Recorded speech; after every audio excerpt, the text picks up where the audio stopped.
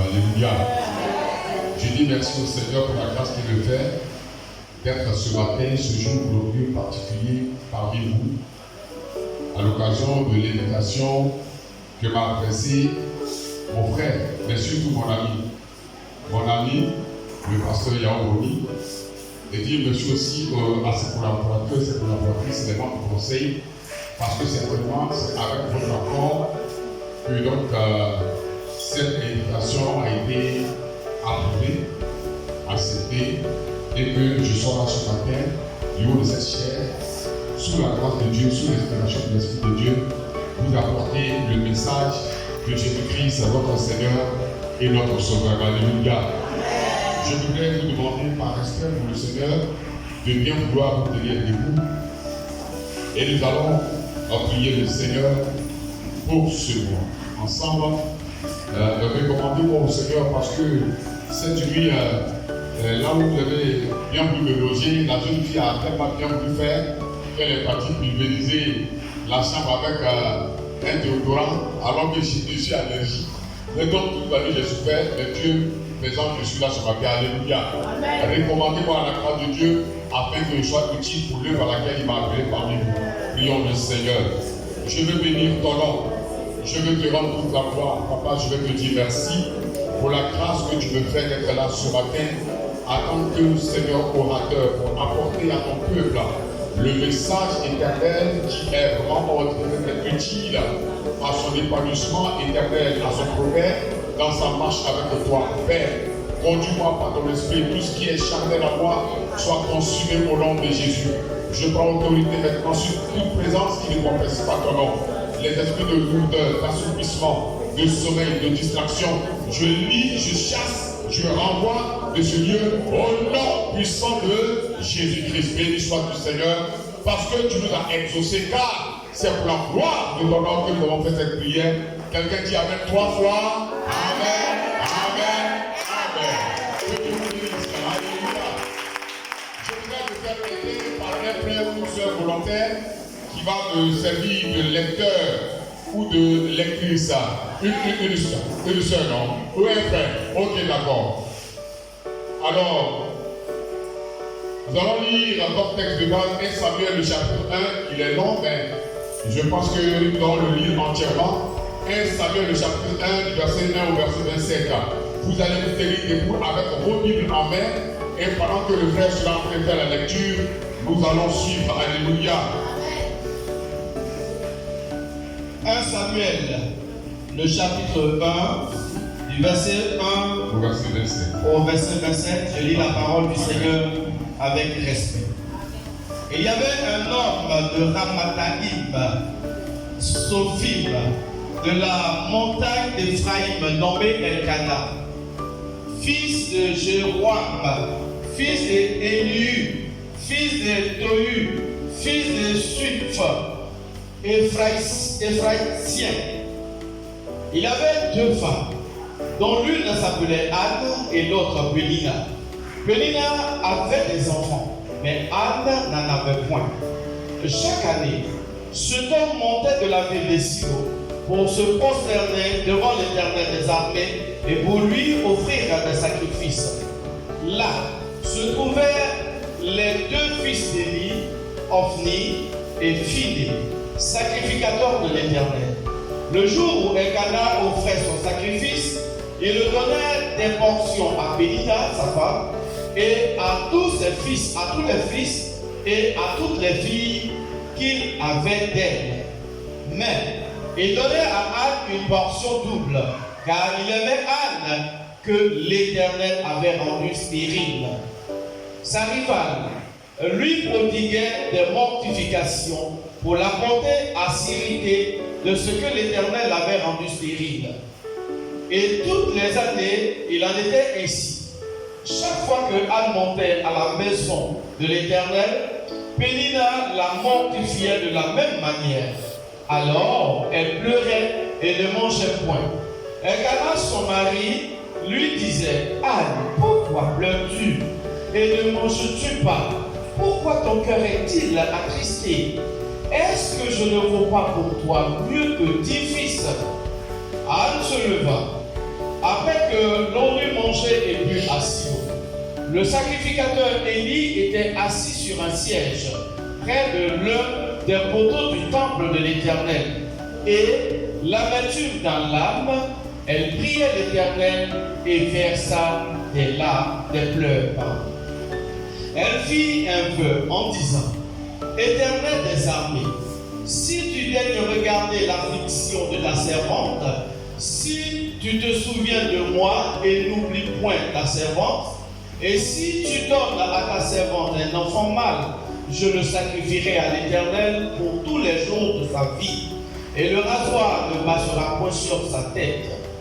Comme elle restait longtemps en prière devant l'Éternel, Élie observa sa bouche. Anne parlait dans son cœur et ne faisait que remuer les lèvres, mais on n'entendait point sa voix. Élie pensa qu'elle était ivre et il lui dit: Jusqu'à quand seras-tu dans l'ivresse? Fais passer ton vin. Anne répondit: Non, mon Seigneur, je suis une femme qui souffre en son cœur, et je n'ai bu ni vin, ni boisson enivrante, mais je repens mon âme devant l'Éternel. Ne prends pas ta servante pour une femme pervertie, car c'est l'excès de ma douleur et de mon chagrin qui m'a fait parler jusqu'à présent. Et Élie reprit la parole et dit: Va en paix, et que l'Éternel, le Dieu d'Israël, exauce la prière que tu lui as adressée. Elle dit: Que ta servante trouve grâce à tes yeux. Et cette femme s'en alla. Elle mangea, et son visage ne fut plus le même. Oui, verset 19. Verset 19. Ils se levèrent de bon matin, et après s'être prosternés devant l'Éternel, ils s'en retournèrent et revinrent dans leur maison à Rama. Elkana connut Anne, sa femme, et l'Éternel se souvint d'elle. Verset 20. Dans le cours de l'année, Anne devint enceinte et elle enfanta un fils qu'elle nomma Samuel, car, dit-elle, je l'ai demandé à l'Éternel. Alléluia. Alléluia. Donc, arrêtez là et vous allez poursuivre la lecture lorsque vous serez à la maison chez vous. Alléluia. Que Dieu vous bénisse. Veuillez vous asseoir. Alors, le thème de notre message ce matin, c'est la prière que Dieu exauce. La prière que Dieu exauce. Je voudrais rappeler, bien aimé, que l'une des choses que le Seigneur a répétées, l'une des choses, l'un des thèmes majeurs du ministère du Seigneur Jésus pendant sa mission parmi les hommes, c'est la prière. La prière était l'un des thèmes majeurs du ministère du Seigneur Jésus. Vous pouvez le lire lorsque vous prenez Matthieu, le chapitre 4. Au début de son ministère, Jésus, poussé par le Saint-Esprit, est entré dans le désert où il a jeûné et prié pendant plusieurs jours. Alléluia. Au début de son ministère, il a prié. Pendant même son ministère, il a enseigné la prière. Vous pouvez le voir dans Matthieu 26, 36 à 41. Lorsque le jour de sa crucifixion devait arriver, il s'est retiré à Gethsémani avec ses disciples pour leur demander de prier. Il leur a dit de prier avec insistance, en disant: veillez dans la prière pour ne pas succomber dans la tentation. Le mot tentation ici dans le grec contient la pensée de épreuve. Il est en train de dire: veillez dans la prière afin que lorsque l'épreuve va survenir, vous ne puissiez pas succomber, vous ne puissiez pas être vaincu par l'épreuve. Alléluia. Et à la fin même de son ministère encore, il a donné l'importance de la prière. Dans Luc, le chapitre 23, le verset 34, à la prière, à la croix, il a continué de prier. Père, pardonne-leur leurs offenses, car ils ne savent pas ce qu'ils font. Alléluia. La prière était un des thèmes majeurs du ministère de Jésus-Christ pendant sa mission parmi les hommes. C'est pour cela que nous croyons que les leaders des communautés de disciples du Seigneur, les chrétiens, dans le cadre des activités des églises qu'ils administrent, devaient mettre la prière au cœur de leurs activités, au centre de leurs activités. La prière, non pas comme un rituel, permettez-moi le terme, un rituel folklorique, non pas comme des habitudes, mais la prière comme un exercice qui est d'une importance capitale. Je veux dire qu'il y a une exigence de vie spirituelle victorieuse. La prière comme une exigence de vie spirituelle victorieuse. Alléluia. Que nous sert-il donc d'être des chrétiens si nous ne pouvons pas rencontrer des victoires? C'est notre témoignage de victoire qui apporte la preuve de ce que nous disons de Jésus-Christ qui est Dieu à la lumière des Écritures bibliques. Si nous sommes chrétiens, si nous sommes disciples du Seigneur Jésus, surtout si nous sommes fils et filles de Dieu, je voudrais dire fils et filles de Dieu parce que il y a les enfants de Dieu et il y a aussi les fils et les filles de Dieu. Quelqu'un dit Amen. Dans le grec, le mot qui donne le mot enfant, c'est le mot technon. Quand le grec dit technon, cela contient la pensée d'enfant qui est né de quelqu'un mais qui n'est pas mature, mais à qui on ne peut pas faire confiance, à qui on ne peut pas confier des choses très importantes pour le père et pour la famille. C'est un technon. Mais il y a un autre mot qui se dit huios. Et ce mot huios en grec contient la pensée de fils, c'est-à-dire celui à qui le père place sa confiance. Le père est convaincu que s'il lui confie un travail, il va le faire pour la gloire du père, pour l'honneur du père, pour le triomphe de la famille. Alléluia. Est-ce qu'il y a des huios ce matin dans cette église? Alléluia. Il y a ton voisin, il faut arrêter d'être technon. Il faut arrêter d'être un technon. Il faut arrêter d'être un enfant. Et il faut que tu deviennes un bios, un fils. Regardez la déclaration du Seigneur Jésus. Lorsque Jésus-Christ sort du Père, lorsque Jésus sort des eaux du baptême, la Bible déclare que une voix se fit entendre de Bruxelles pour dire: celui-ci est mon enfant bien-aimé, c'est ça?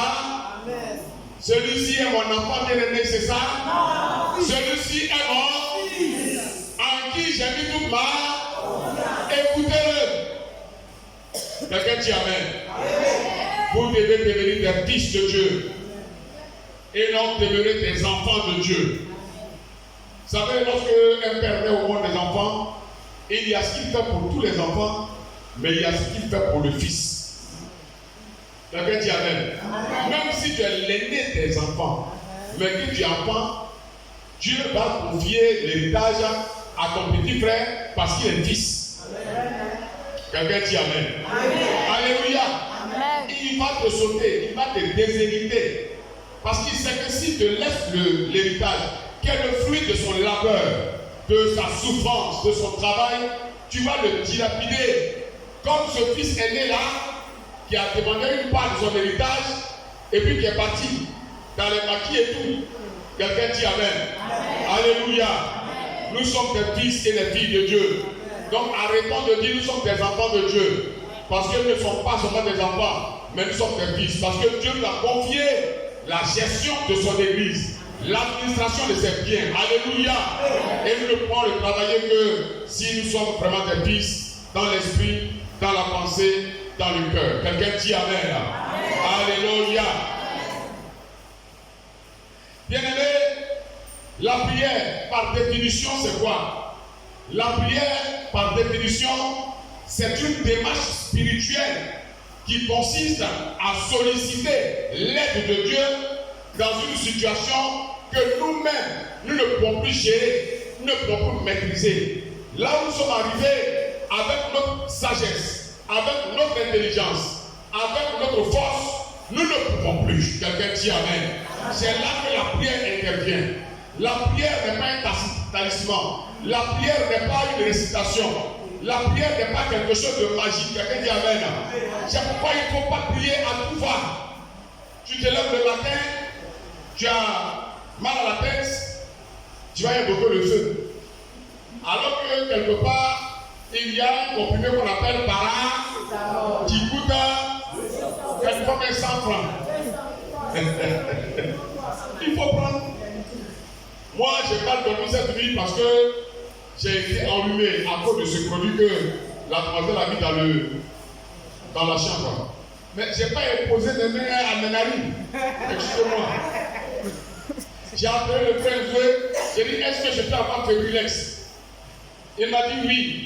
Il m'a donné, j'ai mis dans l'eau, j'ai bu, je suis là devant vous. Alléluia. Alléluia. Bien-aimés, je voudrais vous encourager à ne pas rendre l'église ridicule à travers vos comportements vis-à-vis de la prière, par exemple.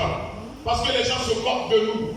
Vous savez, quand j'étais encore tout jeune chrétien, l'église dont j'étais membre, les gens enseignaient qu'il faut lier Satan à la lumière de l'écriture biblique d'après la traduction de la Bible que nous utilisons. Parce qu'en fait, il y a une différence entre la traduction et l'interprétation. Quelqu'un dit Amen. Cette Bible que nous avons, elle a été traduite dans le grec, dans l'hébreu, d'après les recherches des théologiens, dont notre frère Louis Second. Quelqu'un dit Amen. Mais lorsque nous sommes serviteurs de Dieu et que nous avons cette Bible traduite, nous aussi, nous n'allons plus prêcher, nous n'allons plus faire notre ministère en traduisant l'écriture, mais en l'interprétant. C'est pourquoi Dieu peut dire à Josué, il dit que ce livre de la loi ne se met pas de ta bouche, médite le jour et nuit. Pourquoi? Pour agir fidèlement selon ce qui est écrit. Alléluia. Donc le tout n'est pas de lire les déclarations bibliques, mais il faut chercher à saisir la pensée de Dieu qui est dans l'écriture biblique, afin de pouvoir rendre cette pensée et non ce que tu as lu. Quelqu'un dit Amen. C'est pourquoi nous bénissons Dieu qui a permis aux serviteurs de Dieu que nous sommes d'aller en formation. Je voudrais dire que si le Seigneur t'a appelé à le servir, il faut te faire former. Regardez aujourd'hui, même les bouchers, pour découper la viande, on leur exige une formation. À plus forte raison, toi qui es appelé à donner le salut aux gens, tu peux être formé. Alléluia. Ne négligez pas la formation. Quelqu'un dit Amen. Vous savez, le Seigneur, avant de partir au ciel, il s'est inquiété de quelque chose. Il dit, la moisson est grande, mais il y a peu. Répète ça, peu. Alléluia. Amen. Il n'a pas dit il y a peu de manœuvres. Bien aimé, il y a une différence entre un manœuvre et un ouvrier. C'est ça. L'ouvrier, c'est celui qui exécute une tâche pour laquelle il a été formé. Or, le manœuvre, c'est celui qui fait la même tâche avec mimétisme, avec imitation. Chaque fois, l'église a des problèmes parce que des manœuvres ont intégré le corps pastoral. Quelqu'un dit Amen. Mais grâce qu'on a dit à l'Éternel, EPM de l'épouvantoir rouge est gouverné par des ouvriers du Seigneur. Amen.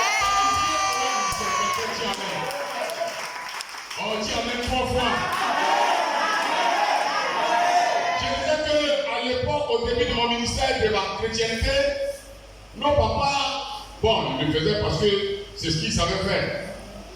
Parce qu'il y a ce qu'on appelle la révélation. Elle est progressive. Quand vous allez à l'Antoka la nuit, vous adaptez la nuit de votre véhicule à la lumière de l'état de la route selon que les phares vous présentent la route. Alors s'il faut aller vite, vous allez vite. S'il faut ralentir, vous ralentissez. C'est comme ça le ministère. C'est pourquoi la Bible déclare que s'il n'y a pas de révélation, le peuple de Dieu est sans frein. Quelqu'un dit Amen. Priez le Seigneur pour que les dons spirituels soient réels dans la Bible, dans l'église. Alléluia. Priez le Seigneur pour que les serviteurs de Dieu manifestent tous les dons spirituels. Quelqu'un dit Amen. Parce que le ministère, il est théocratique. Quelqu'un dit Amen. Et lorsqu'on dit ministère théocratique, ça veut dire un métier, une mission, un travail qui a pour objectif d'établir le règne, l'autorité de Dieu dans la pensée de l'homme, afin que la pensée du péché soit vaincue et que la pensée de la vérité triomphe. Alléluia. Nous sommes appelés à exercer l'autorité de Dieu dans la pensée des hommes. Quelqu'un dit Amen. C'est pourquoi les hommes de Dieu doivent être des ouvriers et non des manœuvres. Alléluia. Alors nos papas disaient, à la lumière des Écritures, qui disaient, d'après la traduction, sans chercher l'interprétation, alors lions les démons, parce que Jésus a dit de lier les démons. On a même fait des chansons de lier les démons. Lions, lions, lions le diable dans les chaînes. Et puis on fait comme ça. Lions. Moi je viens de là pourtant, nos parents qui sont des vraiment compositeurs. Ils ont une chanson pour combattre les démons liés. Il y a des textes. Et puis Jésus l'a aimé.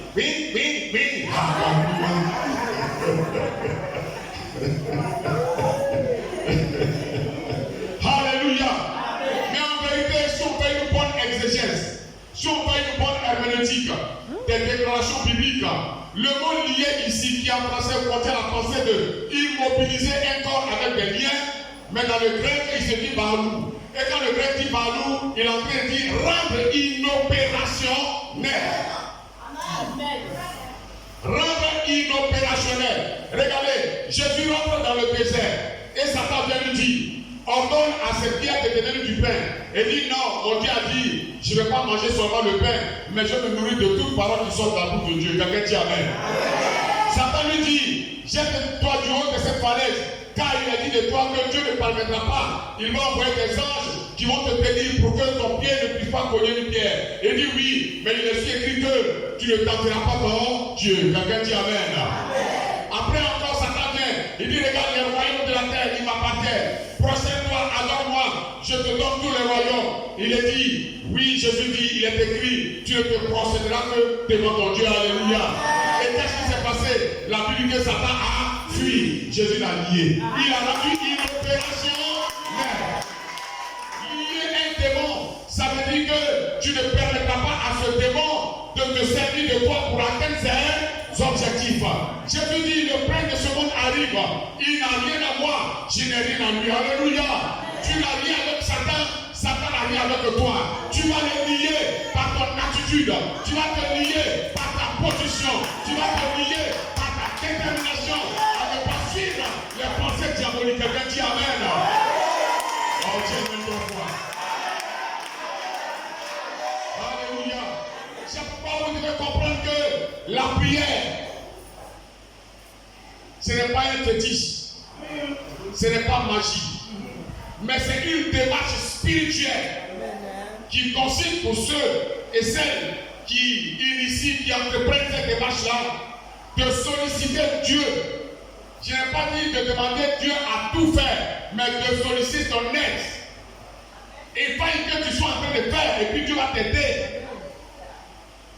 J'ai été chrétien céleste un mois de ma vie où on se met en souffrant dans Dieu alors on fait pour moi, il peut les coucher.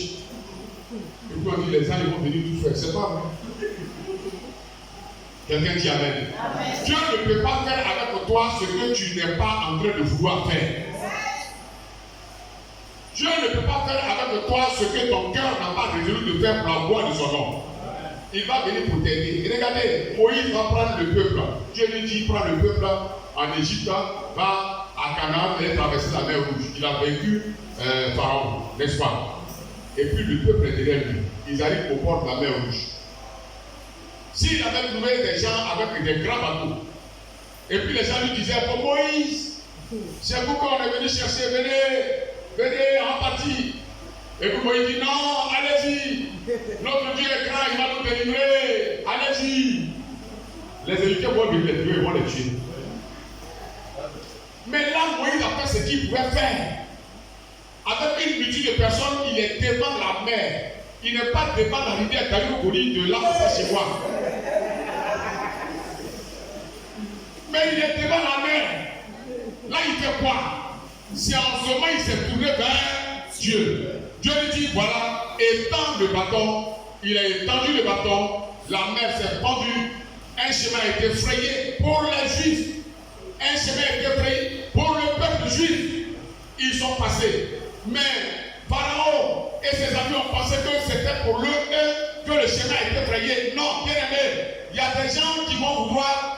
le même chemin que tu as emprunté pour te poursuivre, mais ce n'est pas leur chemin.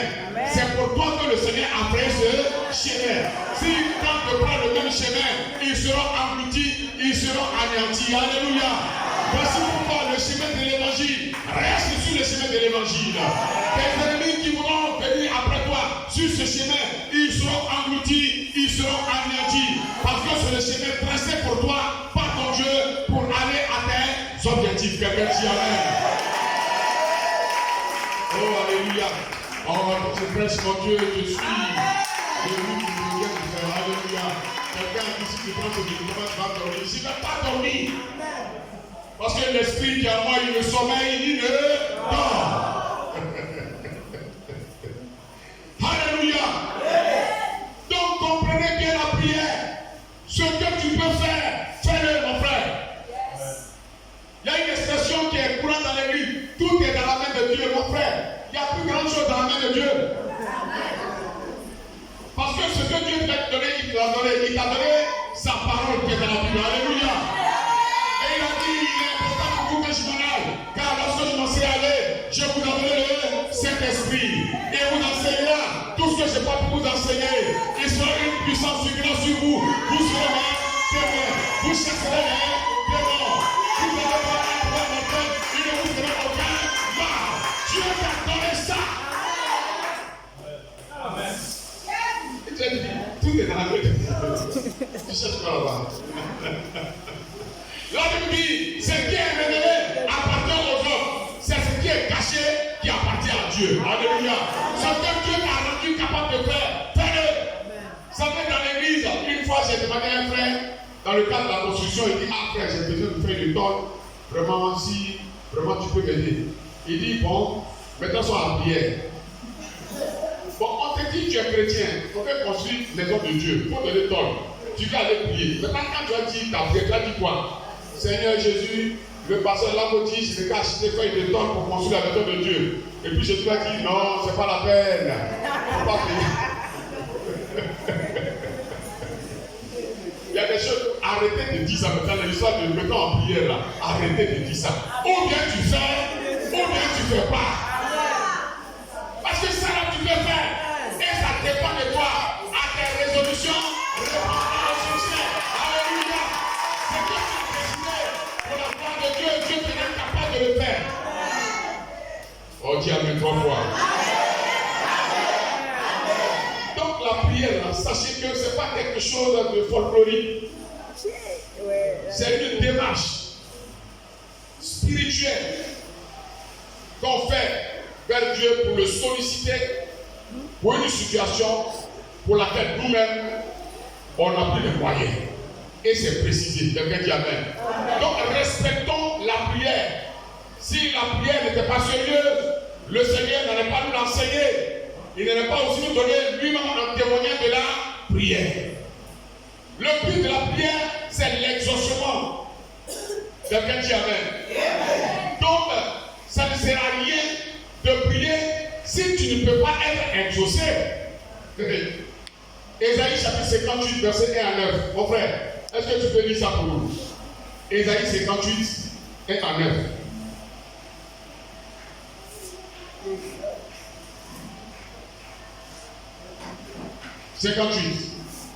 Ésaïe chapitre 58, verset 1 à 9. Yeah. Crie à plein gosier, ne te retiens pas. Élève ta voix comme une trompette et annonce à mon peuple ses iniquités, à la maison de Jacob ses péchés. Tous les jours, ils me cherchent, ils veulent connaître mes voies, comme une nation qui aurait pratiqué la justice et n'aurait pas abandonné la loi de son Dieu. Ils me demandent des arrêts de justice. Ils désirent l'approche de Dieu. Que nous sert de gêner, si tu ne le vois pas, de mortifier notre âme, si tu n'y as point égard. Amen. On va s'arrêter et continuer le reste à la maison. Ça sert à quoi de prier Dieu si toi-même tu sais que Dieu ne va pas t'attendre? Tu sais à quoi? Parce que le but de la prière, c'est pas de démontrer que tu as des qualités vraiment phoniques, extraordinaires. Vous savez, dans une église où était les dimanches matins, quand les gens commencent à prier là, surtout les sœurs, on dirait que les anges veulent descendre dans le temple. Une prière lyrique. Seigneur Jésus, je voudrais ce matin te dire merci. Mais pas quand les autres prennent. Ah là, c'est grand. Seigneur Jésus, je glorifie ton nom. Comme si l'exaucement résidait dans vraiment les décibels de sa voix de prieur. Non. À quoi ça sert si tu dois prier, si toi-même tu sais que Dieu à qui tu demandes d'aider ne peut même pas te répondre? C'est pourquoi aujourd'hui, nous devons avoir une grande préoccupation. Nous devons avoir un grand souci quant à la prière. Le souci de la préoccupation, c'est l'exaucement. Nous prions pour que Dieu nous réponde. Nous prions pour que Dieu nous exauce. Voici pourquoi il est important ce matin, peuple de Dieu, de l'EPM, le promontoire rouge, de comprendre quelle est la prière que Dieu exauce. Parce que nous avons tous besoin d'être exaucés, que ce soit dans nos vies particulières, que ce soit dans notre vie communautaire, nous avons besoin d'être exaucés. Alléluia. Alors, la prière que Dieu exauce, c'est laquelle? La prière que Dieu exauce, c'est la prière de celui qui a vaincu l'offense. La prière que Dieu exauce, c'est la prière de celui qui a vaincu l'offense. Bien aimé, il s'agit d'une femme ici qui était stérile. Et la Bible dit, sa coépouse, qui est la deuxième, la mortifiait par ses paroles. C'est-à-dire que l'auteur même a voulu lui faire comprendre comment cette femme-là faisait souffrir. Pénina faisait souffrir Anne par ses paroles. Et dit, elle sémait la mort dans l'âme de Anne par ses paroles. Pourquoi? Pour la pousser à s'irriter. Pour la pousser à se mettre en colère. Mais Anne a vaincu l'offense. Quelqu'un dit Amen. Anne a triomphé de l'offense. Bien aimé, le résultat, la Bible dit que sa prière a été entendue et en son temps, selon que le prophète l'a déclaré, elle fut exaucée par Dieu. Elle a été enfantée. Alors la confusion est tombée dans le camp de Pénina qui croyait que c'est elle seule son ventre qui était consacré à l'enfantement. Mais Dieu a opéré le miracle de l'enfantement. Parce que Anne a vaincu l'offense. Anne a triomphé de l'offense. Quelqu'un dit Amen. Bien-aimé, il faille que tu te soucies de l'exaucement de ta prière. Mais l'obstacle majeur dans ta prière, c'est ton incapacité à vaincre l'offense. C'est-à-dire à triompher triompher du souvenir du tort que tu as subi. Tu n'arrives pas à prendre la victoire sur le souvenir du tort subi. Bien-aimé, refuser de prendre la victoire sur l'offense, c'est se mettre dans une prison de Satan. Parce que l'offense, elle va infecter tes sentiments. Elle va détériorer ta nature spirituelle de fils et de fille de Dieu. L'offense, si tu la laisses prospérer en toi, elle va te dénaturer. C'est un piège, c'est une prison. Anne a refusé de rester dans le piège, dans la prison du souvenir du tort subi.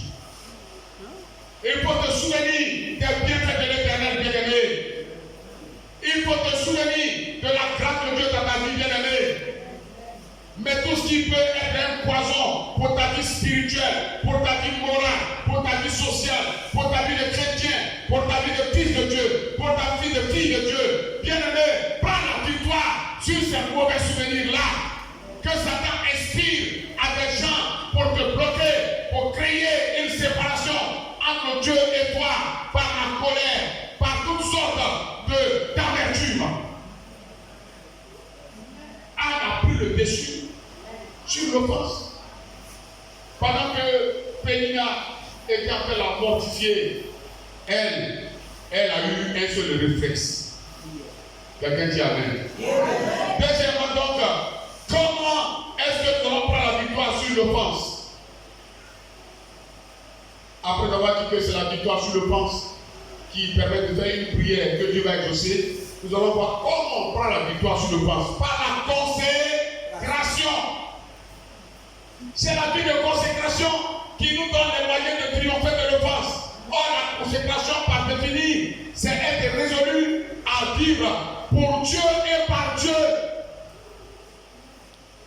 Vivre pour Dieu et par Dieu. Ne pas se laisser distraire par les choses qui n'ont rien à voir avec ton choix d'être chrétien. Bien-aimés, les chrétiens se livrent dans des choses qui n'ont rien à voir, des débats, des discussions, mais qui n'ont rien à voir avec le choix que nous avons fait d'être chrétiens, dont le but est le salut.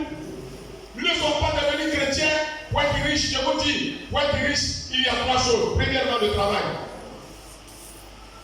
Deuxièmement, l'épargne. Troisièmement, l'investissement. Voilà les trois choses qui rendent riches d'argent. Tu n'as pas de parler à l'âme. La Bible dit que celui qui ne travaille pas, qui ne mange pas. Le paresseux, un peu il couche, un peu il croise les bras, et la famille le surprend. Gloire à Dieu, ce qu'il est dit là, c'est la vérité. Hein? Parce qu'il y a des gens, ils ont changé même les titres maintenant des ministères pastoraux. Aujourd'hui, maintenant, c'est les évêques, les archevêques, les voyants. Bon, franchement, c'est dangereux. Hein? Et si nous écoutons les paroles de ces gens-là, on n'a rien compris au choix que nous avons opéré en tant que chrétiens. Quelqu'un dit Amen. Que fait-il à un homme de gagner tous les biens de ce monde, mais si un jour il devait perdre son âme? Tu n'es pas devenu chrétien pour être riche. Un jour, les gens me demandent qu'on est être, comment on appelle ceux qui font publicité des hommes politiques à l'approche des élections. Là. Le directeur de campagne. Il vient de chercher moi l'homme. C'est le cas de directeur de campagne d'un homme politique. Il a dit bon, Jésus il est mort là. C'est pour que quelqu'un soit ministre. Alors, Jésus est mort pour que quelqu'un devienne président. Alors si vous devez limiter le sacrifice de Jésus à ça là, c'est que c'est dangereux. Mon ami, pour être président là, il faut être un professionnel de la politique, c'est tout. C'est pas venir nous fatiguer et puis des chrétiens, des pasteurs se mettre dans ça.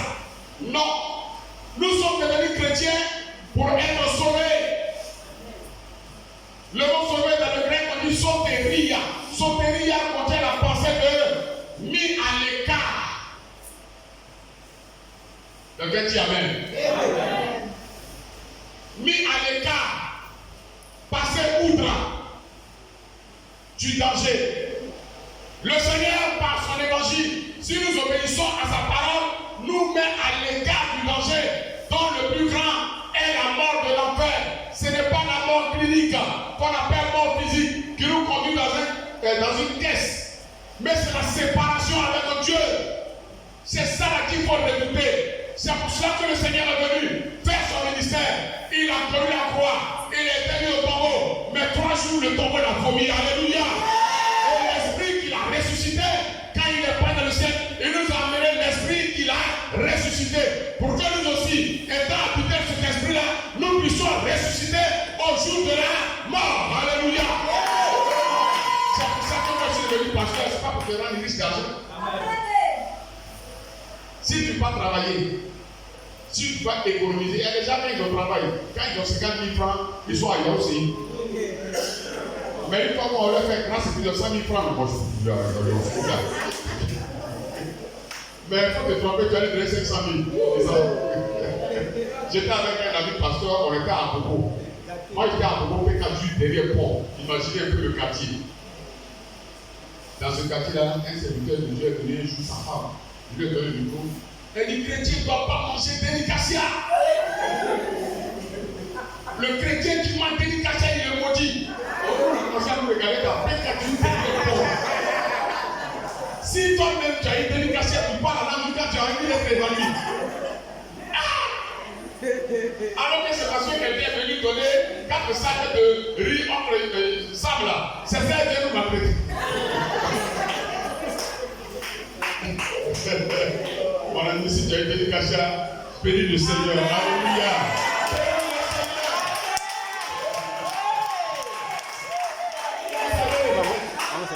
Alléluia.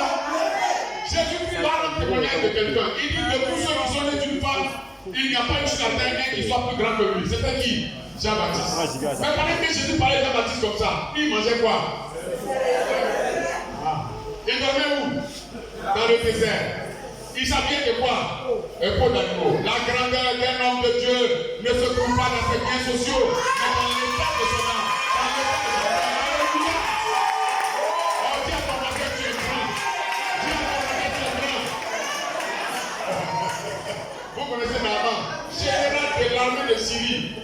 Voyez le quand il porte cette tenue de général, quand il part, tout le monde se met à genoux. Mais en bas de ses habits, avec quoi? L'arrière. Ils sont nombreux comme ça. Qui d'apparence sont vraiment des gens vivants, mais à l'intérieur ils sont morts. Mais toi d'apparence tu es pauvre, mais à l'intérieur tu es vivant. Alléluia.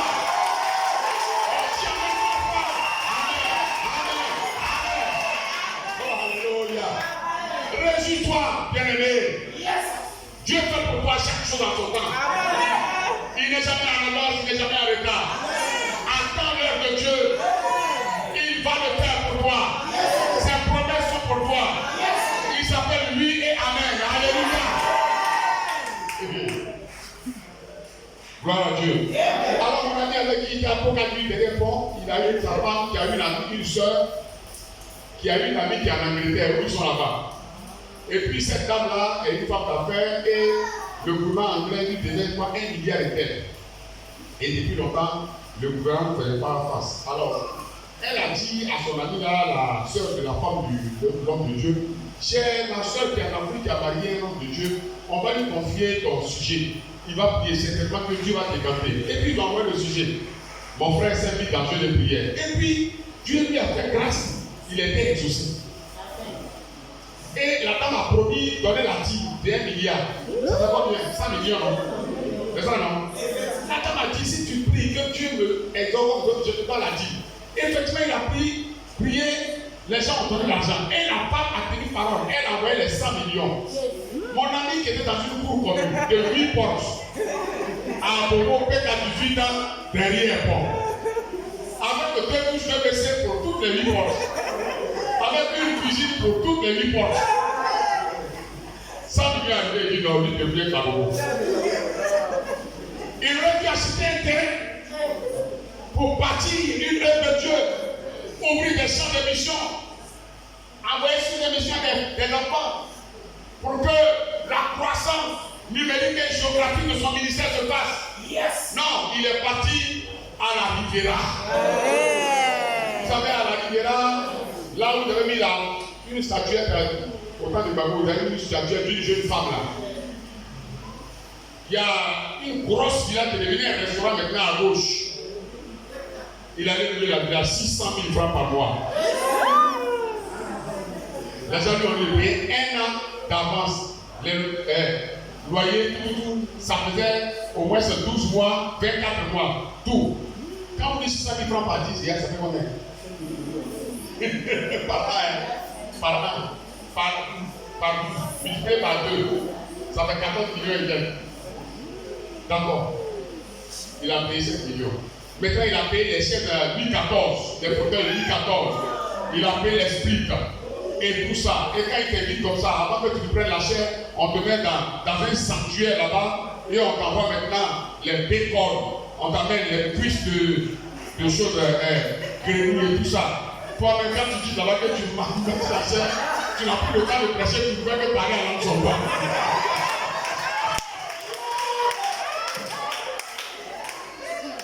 Au bout de 3 ans, l'argent est fini. Il s'est retrouvé dans un duplex, le quartier qu'on appelle Vache Rouge. Le secteur qu'on appelle Vache Rouge là. Il s'est retrouvé là-bas. Là-bas aussi, ça n'a pas marché. Il s'est retrouvé à Nono. À Nono village. Bien aimé, il faut être intelligent. Quelqu'un dit Amen. Alléluia. La consécration, c'est vivre par Dieu et pour Dieu. Tu n'as pas le temps pour penser à toutes ces choses-là. On a un frère qui était avec nous, on dit il a été consacré évêque. On lui a mis le chapeau des catholiques là sur la tête, avec leur bâton là. Mais c'est ça la vie qui est la preuve de quoi. Quand on met le chapeau sur la tête là, et puis on donne le bâton là, c'est ça qui est la preuve de quoi. Hein? Vous savez, je vous dis évêque là, archevêque, tout ça là, l'origine du mot, c'est le grec épiscopos, qui veut dire administrateur ou surveillant. Les catholiques ont adopté ça, c'est une fonction administrative, elle n'a jamais été théocratique. Par exemple, le pasteur Yao Boni, vous avez ouvert une église EPM à Niagon. C'est ça notre Niagon. Voilà. Et puis vous ouvrez encore notre église quelque part. Et donc sur chaque église, il y a des pasteurs. Alors, on lui confie l'administration de ces églises afin qu'il exhorte les pasteurs-là à exercer leur ministère dans le cadre de la vision de l'église. Il faut qu'ils servent le Seigneur à l'EPM dans le cadre de la vision de l'église. Il ne faut pas qu'ils vont venir ici pour dire oui, si vous venez vous asseoir sur les chaises là, si vous donnez 300 000 francs, quand je vais prier, vous serez avec Jésus-Christ sur les trônes pour juger Israël. C'est ce qui s'est passé au deux plateaux. Le pasteur de l'époque, il s'est mis de connivence avec ses amis là, et ils ont escroqué les gens à plus de 9 millions. Bon, si toi tu dois t'asseoir sur ton là, et les pierres là, ils s'asseyent où? Moi, comme je suis là, je vais dire que non, au ciel là-bas, il y a un villa, et puis il y a un quartier précaire. Moi-même, je viens là-bas. Quels sont les quartiers précaires là-haut? Je vais d'abord être là-bas même. Alléluia!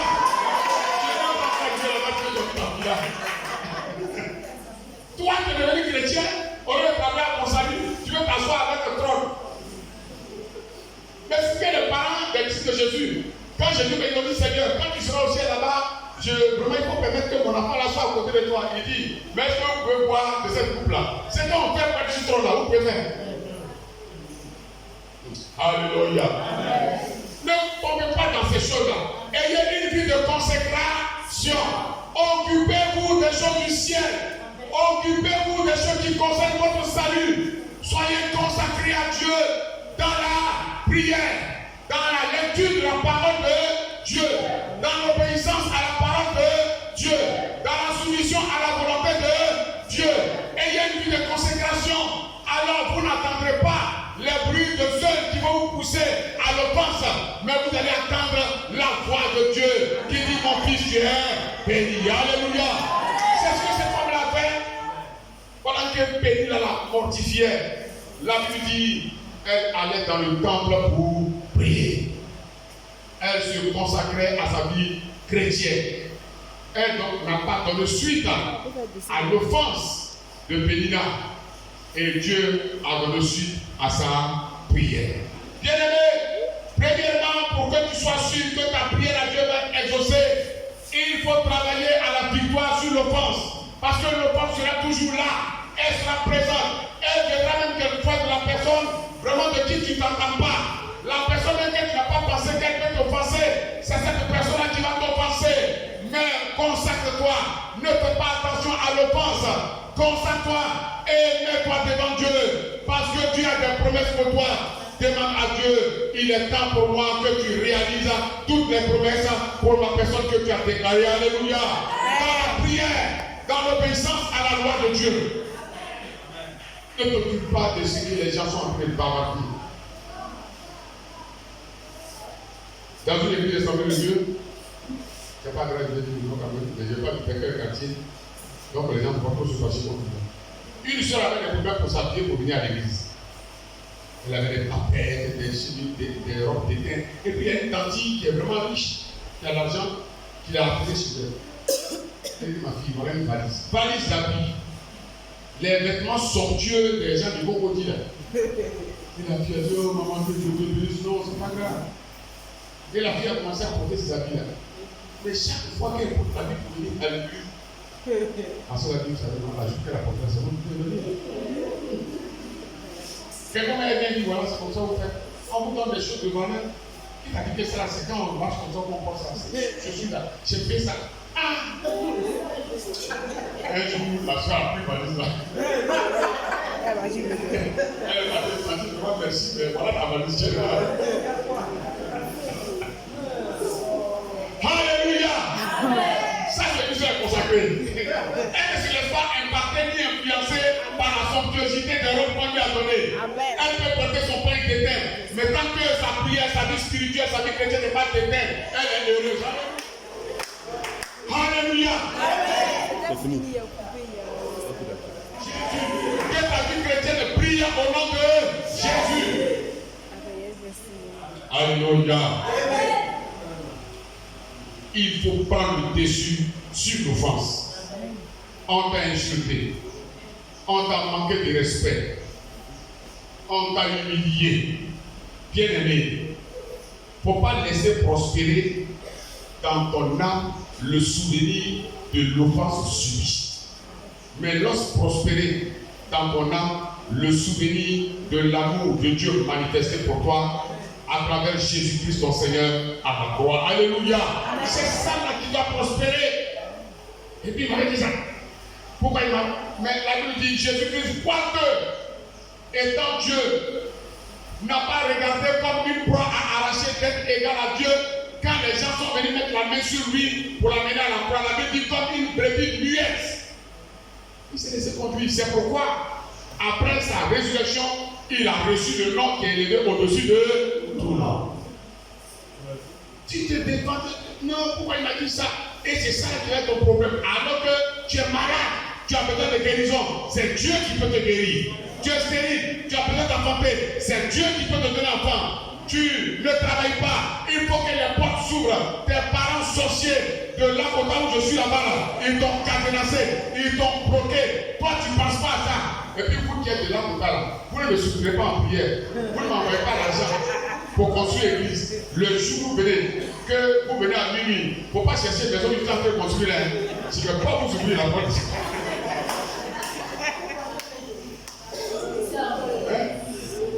Votre Lakota, qui est réputé être le siège de la sorcellerie en Côte d'Ivoire, nous sommes là-bas en train de souffrir. Est-ce que vous savez qu'il y a Lakota à Baba?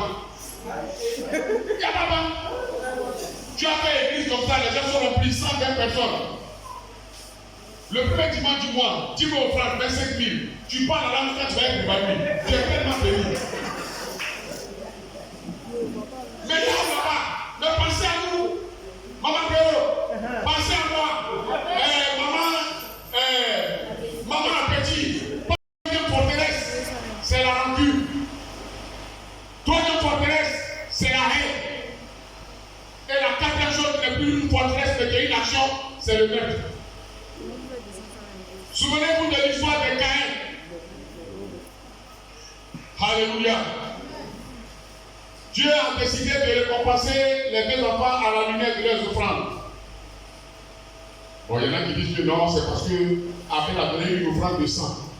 Mais Caïn ne peut pas donner une offrande de sang. On dit qu'il est agriculteur. Dans les mains de la garçon des nains. Donc c'est pas pour ça. C'était une épreuve. Pour voir comment il allait réagir vis-à-vis de ce qu'il pouvait considérer comme offense. Pour tester sa maturité en tant qu'aîné. Il s'est mis en colère. Dieu lui a dit, mon fils, fais attention. Satan est en train de vouloir te pousser à faire une bêtise. Mais toi, prends le dessus sur les sentiments qu'il a entrés dans ton cœur. Quelqu'un dit Amen. Et il n'a pas écouté. Il a refusé de combattre et de vaincre l'offense. Il a tué son frère. Dieu ne lui pas les prix, il est arrogant. Dieu lui dit, mais où est ton petit frère? Il dit, c'est moi, je suis le gardien de mon petit frère. Je t'ai dit, quand tu refuses de combattre l'offense là, tu deviens désagréable. Tu n'es plus chrétien. Il y a des pasteurs qui sont donnés un coup de poing un jour dans une église à la je ne pas ici. Je ne vais pas dire le nom de l'église. Leur fondateur est mort. Qui va prendre la place? C'est les gendarmes et les policiers qui sont venus l'espace. Chacun s'est souvenu de son arrière-plan culturel de karatéka. Les lèvres ont pété ce jour-là. L'évangile de coups de tête.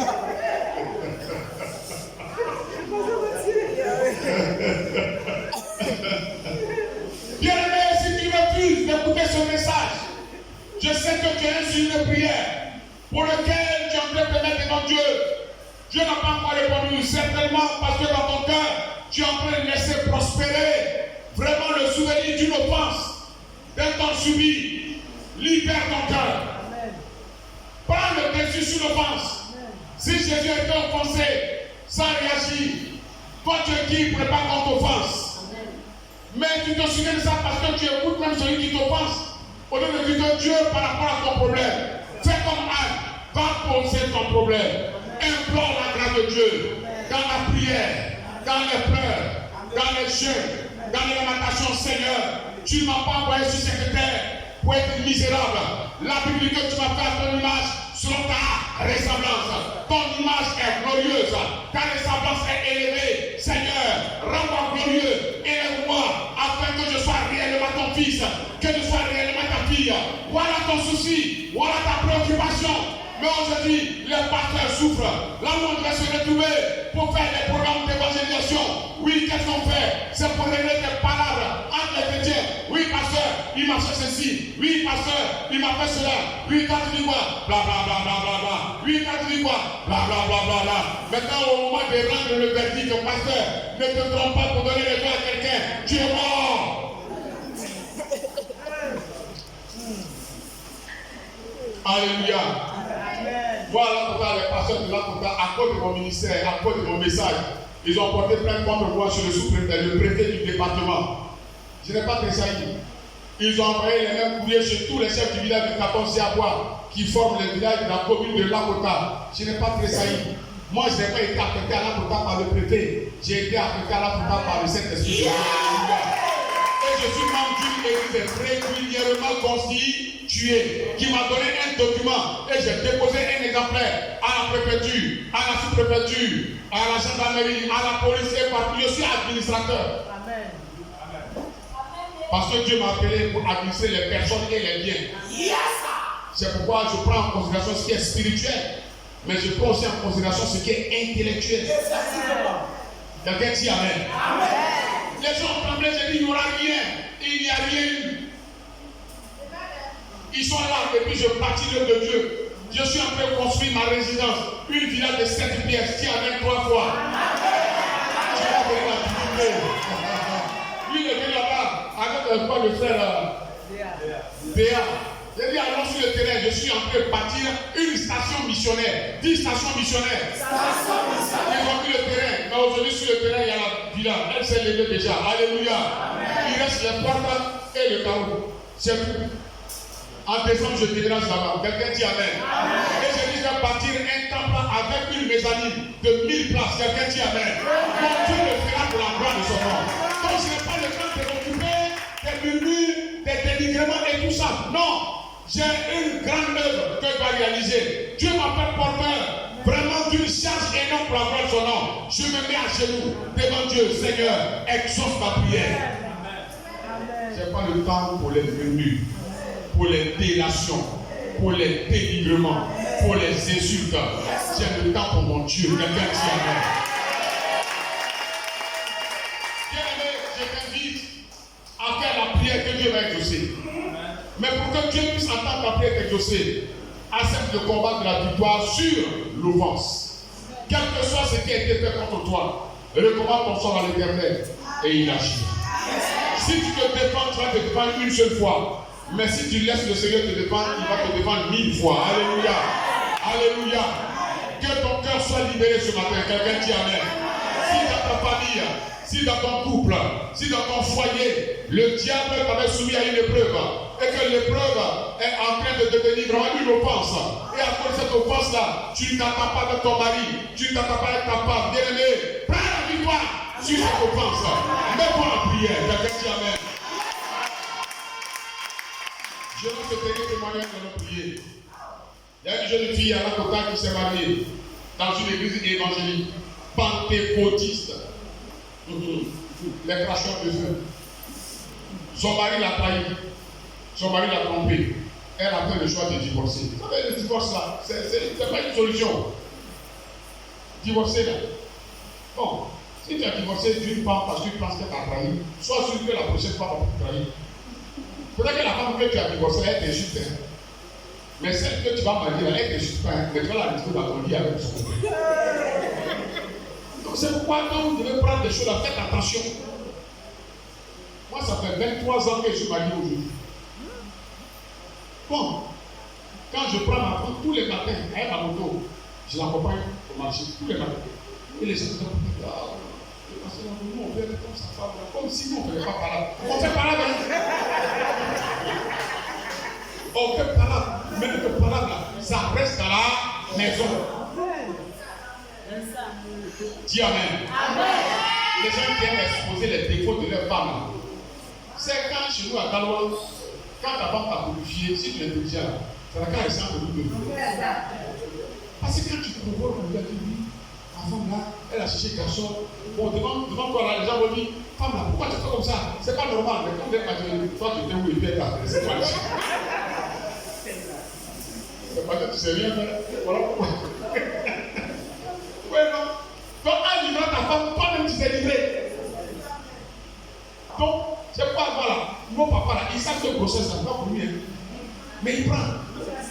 Il met du jugement sur l'enfant là, et puis la femme devient ministre. Amen. Il y a beaucoup de gens qui sont devenus ministres comme ça aujourd'hui. Et puis lui, il mange. Pour peut-être le grossesse là, il est sous les caféiers là-bas. Amen.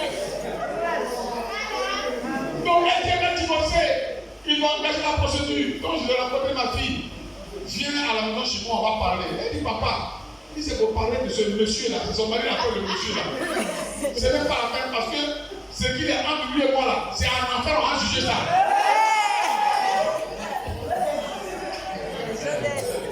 Un enfer. L'offense l'a tellement bloqué qu'elle met le prêt à payer son ticket pour aller en enfer. Qui a dit qu'un enfer, on a le temps de juger? C'est parce que tu as déjà été jugé que tu es en enfer. Regardez ce que l'offense vous fait faire. De l'espoir de diable bâti ses fondements dans ton cœur à cause de l'offense. La colère, la rancune, la haine, le meurtre. Il y a des gens qui sont dans l'église et qui sont meurtriers parce que c'est des délivreurs. Ils tuent spirituellement le témoignage de leurs frères. C'est-à-dire qu'on est en train de parler de toi, mais dans l'église, toi, tu n'es pas au courant. Le temps tu vas être au courant, c'est fini. Hein? Tu ne peux plus restaurer même ton image. C'est un meurtre. Tu es meurtrier. Mais tu vas rendre compte à Dieu. Quelqu'un dit amen. Voilà pourquoi tu as prié le Seigneur avec moi ce matin. Alléluia. Amen. Oh, pasteur, je sais que j'ai dépassé le temps. Mais je vous demande pas. Parce que je vais faire quelque chose avec Dieu avec vous. Amen. Quelque chose de Dieu avec vous ce matin. Alléluia. Je dis, dans ton couple, je sais, c'est toi qui connais. Il y a quelque chose quand tu fais ton mari, je ne sais pas. Et la nuit, tu portes une culotte guide. Pendant que Dieu te dit, ton corps ne t'appartient, c'est pas bon. Mon frère, il y a un problème entre toi et ton épouse. Et tu dors dans le divan, au salon. Mon frère, c'est pas bon. Dans ta famille, tu ne parles même pas avec ton frère. Tu ne parles même pas avec ta soeur, même avec ta maman. Il y en a qui ne parlent même pas avec leur maman. Parce que son pasteur lui a dit, ta maman est sorcière. Ton père va te dire, ton pasteur même il n'est pas converti. Parce que la Bible dit quoi? En son nom, nous aurons la victoire sur nos ennemis. Donc si ton pasteur de quand t'enseigne la peur du sorcier, c'est que lui-même là, il est vaincu. Amen. Quelqu'un dit amen. Amen. Moi, mon grand-père, tu peux signer là-bas, c'est un adorateur de dragon, papa mère. C'est un papa mère ici. Mon père, là-bas, il a beaucoup à quartier. Marché. Il fut grand maître de la Haute-Croix. J'étais dans le ventre de ma mère quand il m'a consacré à la Haute-Croix. C'est pourquoi il m'a donné le nom Jupiter. C'est ça qui est sur ma carte d'identité. Là-haut, Geoffroy Jupiter.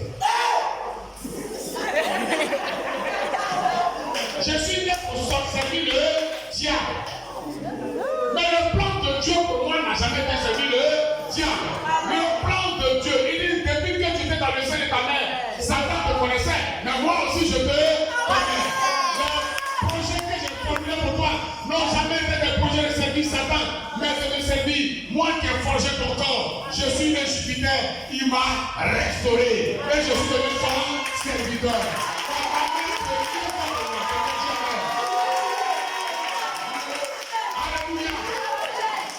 C'est l'essentiel que moi je dois faire trembler. À Dogoyiri, le village de le quartier où c'est le siège de l'église. Dogoyiri signifie ceux qui ont un grand orgueil. Ou à Dogoyiri. Et là-bas, les sorciers ont commencé à me menacer. J'ai appelé le chef du village Gizon Gabriel. J'ai dit Gizon, dis à tes frères, ils sont morts. Ils se sont attaqués à moi, ils sont morts. Niampli s'est levé contre moi, j'ai dit tu es couché. Dès que j'ai parlé, 3 jours après il est couché. Quelqu'un dit Amen. La Bible dit au jour de la mort du méchant, réjouis-toi. Au jour de la mort du méchant, réjouis-toi.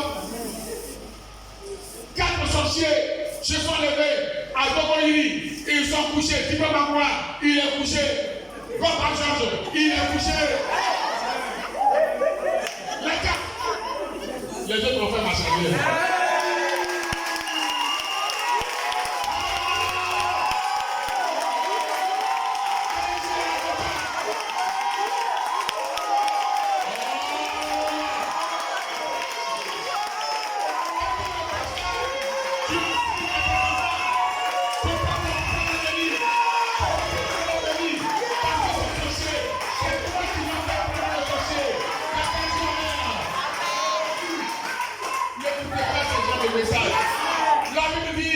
Voici le commandement qui est suivi d'une promesse.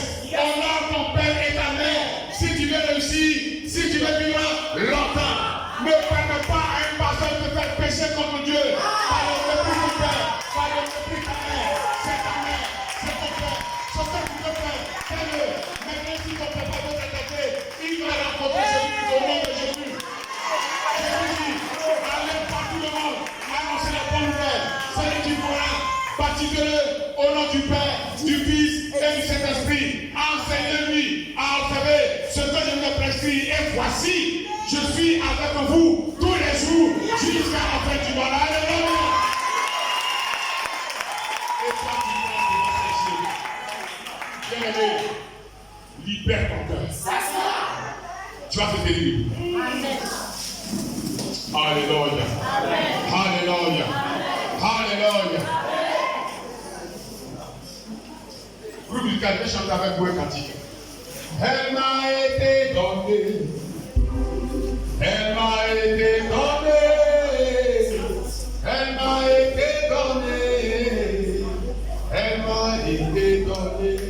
Autorité. Autorité.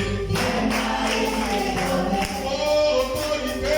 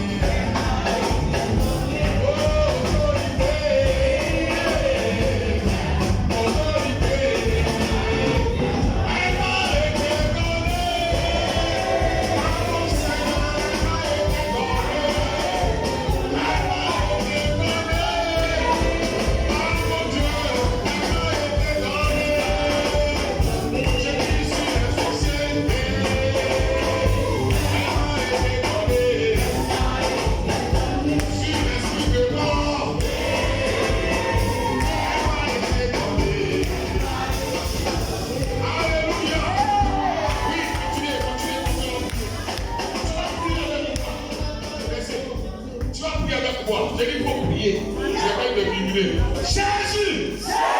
Je n'étais pas entendu. J'ai dit à l'instant, pendant que tu pries avec moi, regarde, les démons sont en train de capituler. Regarde, les projets de Satan contre toi sont en train de vous être détruits. Jésus! Jésus! Je bénis ton nom. Je te rends toute la gloire. En ce matin, je reconnais que tu es Seigneur dans mon cœur, dans mon âme, dans ma pensée. Et il n'y a plus de place pour autre chose. Si ce n'est que pour toi et pour ton œuvre. Voici pourquoi je renonce à la colère. Esprit de colère, démon guerrier, je te lis, je te chasse, je te renvoie par la vie arrive. Allez, sors! Allez, chasse-le, chasse-le, chasse-le, chasse-le, chasse-le, chasse-le. Au nom de Jésus.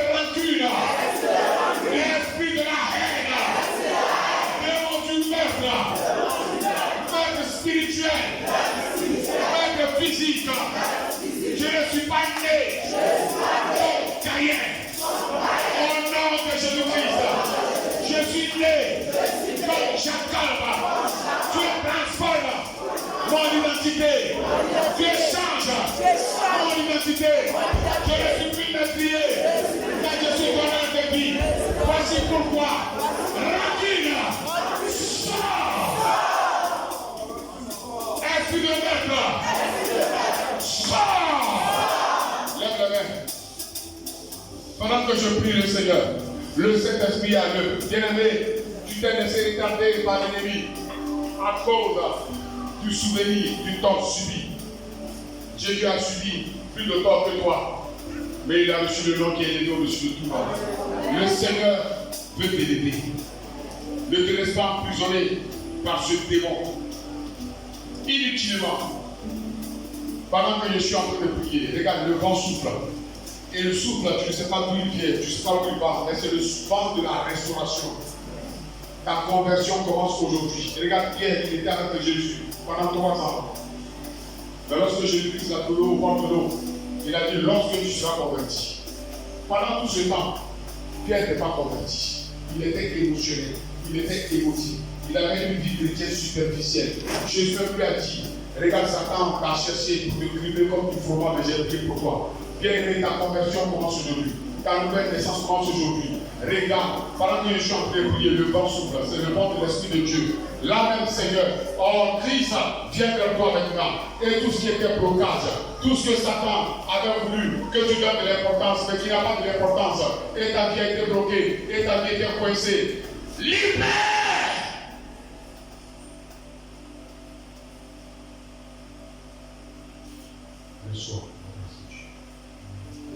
Reçois la grâce de Dieu. Venez. Dieu t'a appelé à cette œuvre. Consacre-toi à cette œuvre. Comme Anne s'est consacrée. Anne n'a pas prêté attention à tout ce qui s'est passé autour d'elle. Mais nuit et jour, dans la prière, dans le jeûne, elle était devant son Père pour lui dire, Père, exauce-toi. Je brise tout fondement étranger dans ton cœur. Au nom puissant de Jésus. Tes ennemis attendent ta chute pour se réjouir. Mais je mets le feu dans leur camp maintenant au nom de Jésus. Je mets le désordre dans leur camp au nom puissant de Jésus. Reçois la grâce de Dieu. Hey! J'ai dit, Le Seigneur est à l'œuvre. Reçois la puissance de l'Esprit de Dieu. Au nom puissant de Jésus de Nazareth. Je bénis le nom de l'Éternel pour ta vie. Ma soeur, reçois la grâce de Dieu. Reçois la grâce de Dieu. Oh, je bénis le nom de l'Éternel pour ta vie. Ne t'intéresse plus à tout ce qui se dit autour de toi. Prête ton oreille vers ton Dieu. Reçois la grâce de Dieu. L'Esprit de Dieu te conduit. L'Esprit de Dieu te dirige. Dieu aime la générosité de ton cœur. Mais l'ennemi veut te faire perdre les bénéfices de cette générosité de cœur. Mais ce matin, le Seigneur s'oppose au projet de Dieu. Laisse qu'il sort au nom puissant de Jésus-Christ de Nazareth. Reçois la puissance de l'Esprit de Dieu au nom de Jésus. Reçois la puissance de l'Esprit de Dieu. Dieu nous-même te combat pour toi. Reçois la puissance de l'Esprit de Dieu au nom puissant de Jésus-Christ. Prie avec moi, Seigneur, je suis fatigué. D'un perpétuel recommencement. Aujourd'hui, je me décide à renoncer à la colère, à la rancune, à la haine. On ne dira plus désormais de moi. Dans cette église, le fauteur de trouble, celui qui crée les palabres. Parce que maintenant, entre tes mains, fais de moi un instrument de paix, un instrument de joie, un instrument de bénédiction. C'est à cela que tu m'as appelé. Je reçois ton esprit pour ma restauration. Je reçois ton esprit pour mon renouvellement à cause de ton nom. Désormais, ma prière est exaucée parce que j'ai vaincu l'offense par ma consécration au nom de Jésus-Christ. Dis avec 3 fois.